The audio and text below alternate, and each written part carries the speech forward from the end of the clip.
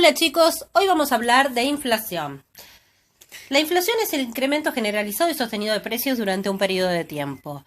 Es decir, que no solamente tienen que aumentar algunos pocos bienes, sino que en general en la economía los bienes están aumentando. Una cesta de bienes, o sea, un conjunto de bienes representativo de lo que las familias consumen, está aumentando. Y esto se sostiene en el tiempo, por eso es un proceso, es en un periodo de tiempo la inflación. Si durante 3 ejercicios suben los precios más del 100%, se denomina hiperinflación. En Argentina hemos tenido en los años 80 periodos hiperinflacionarios y lamentablemente en los últimos años también. ¿Cuál es el efecto para la población? Que uno pierde la noción de los precios. Algunos precios quedan mucho más caros, otros más económicos. Entonces, los productores no saben si invertir o no invertir. Los consumidores tienen costos de suela, se dice, porque andan buscando de un lado al otro los productos que tienen que comprar para hacer una diferencia y poder soportar estos aumentos, pero además ir al cajero continuamente para retirar dinero, porque el dinero se va deteriorando.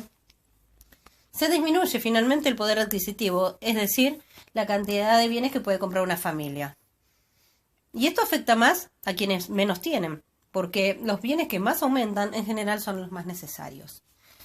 ¿Por qué? Porque el productor va a poder trasladar al precio sus incrementos de costos cuando los bienes tengan demanda, cuando los bienes sean comprables. Y si esos bienes son necesarios, son más comprables. La gente se siente más atada a ese tipo de bienes y tiene que comprarlos. Por lo cual son los que más aumentan.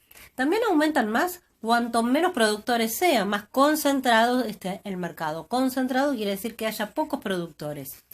Y encima la inflación refuerza esto, lo acelera, lo exacerba, se concentran más los mercados. ¿Por qué? Porque quien puede soportar todos estos procesos inflacionarios son quienes mayor poder económico tienen. Las pymes, o sea, las empresas más pequeñas, tienden a quebrar en procesos inflacionarios porque no pueden reponer lo que vendieron. Siempre quedan rezagados sus aumentos respecto a la compra de insumos o de bienes. Y esto profundiza la desigualdad. ¿Quiénes ganan? Hay algunos ganadores, que son las que sí, personas, por ejemplo, que tomaron créditos, pero a una tasa fija. Es decir, que el crédito cada vez les sale más barato pagarlo. O personas que tienen poder adquisitivo importante para que pueden ajustar sus ingresos y pueden trasladar a sus negocios. Inversores que se hayan cubierto del riesgo. Estos son quienes van a salir ganando en estos procesos. Pero el común de las personas van a perder. ¿Cuáles son las causas? Hay múltiples causas. No se puede decir en economía que una causa sea la determinante, sino que hay múltiples causas. Pero lo que ocurre es que según la escuela de pensamiento, según la ideología a la que suscriba quien analiza, el analista, va a darle énfasis a una causa o a otra. Entonces tenemos causas de demanda, causas de oferta, y dentro de cada una de estas igualmente hay un diferente énfasis según la escuela de pensamiento a la que suscriba el analista. Entonces, algunas causas son de demanda. Por ejemplo, las personas tienen de repente mayor poder adquisitivo, compran más. Esto se aumentan los precios. Si la oferta, si los productores no incrementaran. Pero ¿qué ocurre? El producto es muy difícil que se produzca rápidamente en un mes salir a producir más. Esto implica inversión de maquinarias y eso lleva tiempo. Entonces, si repentinamente se incrementa la demanda, puede haber incremento de precios. Y este incremento de demanda puede ser porque el gasto público se incrementa. ¿Por qué? Porque se aumentan los salarios del sector estatal, o porque se aumentan las compras, que es el sector estatal, y esto impulsa de alguna manera la economía y incrementa las compras. Porque la economía está funcionando bien, entonces hay una mejora sostenida en el PBI, y esto alienta a que haya inversión productiva, a que haya consumo, y esto pone también en fuerza una maquinaria que hace incrementar la demanda, y esto tiene efectos inflacionarios en algunas condiciones, con algunas condiciones. Siempre que va a haber inflación de demanda siempre que haya un nivel de empleo alto, porque si hay un nivel de desempleo muy alto, tampoco se va a poder incrementar los precios, porque va a poder comprar solamente una proporción de la población. Otra causa de demanda del incremento de los precios es que el Banco Central haga política monetaria activa. ¿Cómo se traduce esto? Es emitir mayor cantidad de dinero y que esa emisión, por supuesto, vaya a los hogares. O se dé un impulso importante de los créditos. De alguna manera, todas estas causas tienen importancia en cuanto afecten al consumo. Si, por ejemplo, se ponen en marcha algunos programas desde el Estado para incrementar la cantidad de cuotas, todo eso hace que haya tensiones inflacionarias. Pero vuelvo a repetir que tiene que haber un nivel de empleo alto en la economía. Aquí vemos lo que está ocurriendo cuando hay incremento de precios. ¿Qué pasa con el salario? El salario real, o sea, el salario medido en lo que puede comprar, no en lo que dice el recibo, se va deteriorando. Miren cómo está esa señora. Otra causa, las de oferta. Esto tiene que ver con que a los productores se les incrementen los costos. ¿Qué puede ser? Porque se incrementan los bienes importados, porque se aumentan los salarios de ese sector, ¿sí? Continuamente, porque se ponen de acuerdo 5 o 6 productores que son los únicos en ese mercado. A eso se le dice cartelización, cuando ese acuerdo es estable, continuo. Y repentinamente deciden poner menos oferta en el mercado, o sea, menos productos. Eso lo que produce es que aumenten los precios. En un país como la Argentina es muy importante la oferta cuando se trabaja sobre la devaluación. ¿Por qué? La devaluación es que nuestra moneda pierde valor frente a una extranjera. Por ejemplo, el dólar, que es nuestra referencia. Esto produce que aumente el producto importado, el precio de los productos importados. Y en Argentina, para producir necesitamos muchos insumos importados. Entonces, no solamente eso afecta para que el consumo de bienes importados se aumente, se incremente, sino que además también para poder producir, por lo cual esto produce incremento de precios necesariamente. Hay otras cuestiones, por ejemplo, una sequía importante, entonces se vuelve más escaso. Siempre que el bien se vuelva más escaso, eso produce incremento de precios. Entonces, estamos viendo que hay cuestiones que son internas también y hay cuestiones que son externas y un país lo hereda. Entonces, de alguna manera, cuando el país más dependiente sea, más le van a afectar los factores externos también. Esto del incremento de algunos productos. Por ejemplo, un producto que hace incrementar los precios fácilmente es el petróleo. ¿Por qué? Porque se necesita petróleo para cualquier motor, para el transporte de las mercancías. Entonces la nafta se incrementa necesariamente cuando se incrementa el petróleo. Hasta ahí son causas de oferta o demanda, pero que son causas en teoría reales. Pero también hay cuestiones que tienen que ver con lo que los agentes piensan en el futuro. Piensan, ¿qué va a pasar? ¿Va a subir el dólar? ¿Va a bajar el dólar? ¿Este país va a tener mayor corrupción? ¿Va a tener menor corrupción? ¿Va a haber un mejor gobierno? ¿Un peor gobierno? Bueno, todo esto es expectativas. Y especulaciones es también ver qué es lo que se puede hacer para preservar el valor de los ingresos o de las inversiones con vistas a futuro, ¿sí? Pienso que va a aumentar y si soy comerciante remarco los precios. Eso es un pensamiento de alguna manera especulativo. O pienso que va a aumentar y si soy consumidor compro muchos. Bueno, pero en cualquiera de estas acciones se genera escasez y aumenta el precio. Si no se confía en la moneda local, se compran dólares masivamente. Y esto se exacerba cuando son grandes capitales que compran dólares. Y eso produce devaluación que afecta las expectativas a su vez y también y más en un país atado al dólar. Entonces todos estos factores se retroalimentan, se potencian. Puede ser que comience por una cuestión de demanda, o por oferta, pero luego las expectativas refuerzan todos estos procesos. Por eso el fenómeno de la inflación, si bien cada teoría va a hacer énfasis en alguna de las causas, hay que atacar el conjunto de estas causas porque es multicausal. ¿Pero qué se puede hacer? Eso son las políticas. Las políticas, entonces, pueden operar sobre la demanda o la oferta. Si es sobre la demanda, será un ajuste, porque lo que se busca es enfriar esa demanda. Y si es sobre la oferta, lo que se va a tratar de propiciar es incrementarla, por el contrario, para que haya más diversidad de productos. Trabajando sobre la demanda se puede utilizar la visión monetaria o fiscal. Entonces, el ajuste de demanda puede ser a través de la elevación de la tasa de interés, que eso lo realiza el Banco Central. Si se eleva la tasa de interés del Banco Central, esto va a afectar a los bancos comerciales porque a su vez también tienen que incrementar la tasa de interés. Esto, de alguna manera, va a operar en el acceso al crédito, porque si el crédito está muy caro, si la tasa de interés es muy alta, esto va a producir un ajuste en inversores que quieren comprar una maquinaria, en personas que sacan un crédito para movilizar la economía, que moviliza a su vez la economía. Bueno, todo esto es un ajuste monetario. También se puede, en el mismo sentido, con un ajuste monetario, regular la cantidad de dinero en circulación, es decir, regular la emisión de pesos en la economía, justamente para lo mismo, para que haya menos circulación de dinero en esa economía y se compre menos.